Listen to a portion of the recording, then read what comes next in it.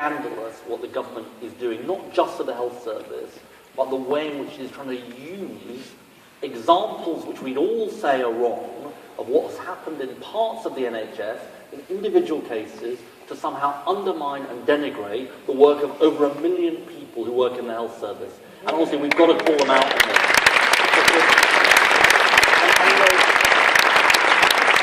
What you said and Jane, what you said, it exactly reflects my experience, I'm sure Andy's experience in hospital. You know, it's bad enough working in the NHS, not getting a pay rise, being rushed off your feet, and then you read in the newspapers a government trying to run you down.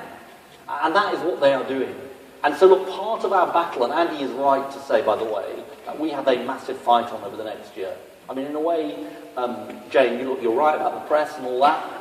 You know, it's a bit like the weather. We can sort of complain about the press. There's not that much we can do about it, but we can make a difference in terms of getting the message out. And that's all of our responsibility to do that. But part of what we've got to do is say we are not going to have Jeremy Hunt, David Cameron just undermining the people who work in the National Health Service. But it's totally wrong. And no wonder, Jean, they're feeling demoralised because of all the pressures that they've got, people working their socks off, and then they read the stuff they do in the newspapers.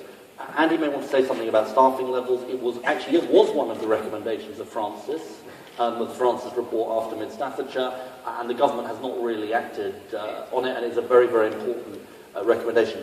Just let me, before Andy comes in, deal with Heather's point. It's very interesting what you say, and I thought your statistic is bang on. I had a lady, a teenager, write to me after Justine and I actually went back to her old school, saying, but she raised a question about mental health and then telling me her story. She'd be happy for me to say it publicly because I have done so before. And because she didn't get the help up front, she ended up going into hospital with mental health issues. And you know, that was bad for her, and thankfully she's now got the help, but also it doesn't make any sense at all.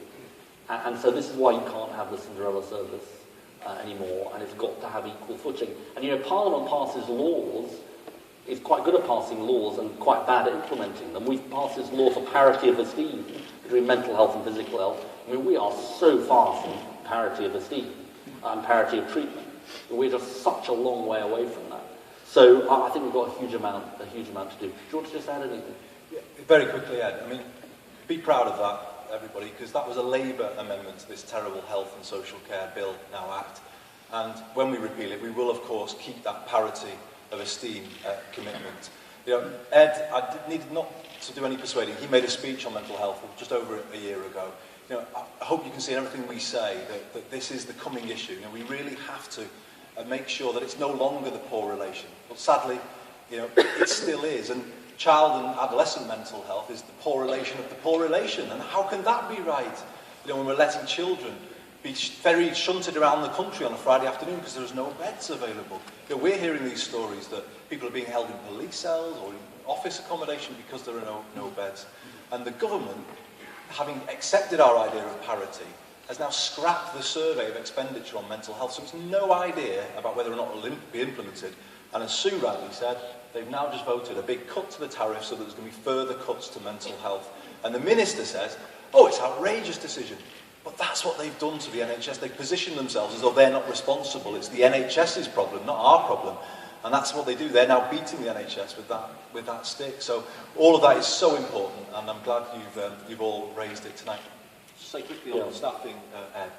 I mean, you saw what the last government did to increase the numbers of nurses, and as Ed says, how could they not honour a 1% pay rise for nurses? I mean, you know, how insulting when they are doing what they're doing, and as we've said, you know, they're also getting criticised and, you know, denigrated all of the time. So, you know, it's a shocking betrayal, really, of what they do for us all. And, you know, while we can't make promises tonight about, you know, there'll be this many new nurses or whatever, you know what Labour did in government. We know how crucial the right staffing numbers are to safe care, as NICE recommended at the weekend. And I think you'll know that when we get rid of this market and we get the money back into the front line, we'll be able to bring those staffing levels back up to where they should be. Okay.